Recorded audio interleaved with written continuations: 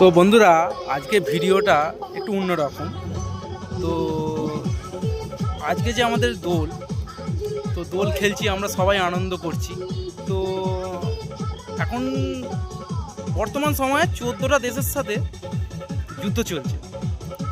তো যে সকল ব্যক্তিরা মানুষ বলতো যে আমাদের প্রধানমন্ত্রী কি করেছে, তো এই যে আজকের দিনটা আমরা উপভোগ করছি না, এটা আমরা করতে পারতাম না কখনো। কারণ হচ্ছে পাকিস্তান, বাংলাদেশ তো আছেই, আর ওইদিকে আমেরিকা চায় সব সময়তেই যে ইন্ডিয়ার সাথে পাকিস্তানের একটা যুদ্ধ লাগিয়ে দিয়ে মানে আমাদেরকে অন্তত দুর্বল করে দেওয়ার, তো ও যাতে রাজা থাকে। তো সেটা বিষয়টা অনেকটা গভীরের দিক দিয়ে দেখতে গেলে ওটা আমেরিকা সবসময়তেই চায়, কিন্তু আমেরিকা চাইবে না কখনো ইন্ডিয়াকে ডাইরেক্ট অ্যাটাক করতে।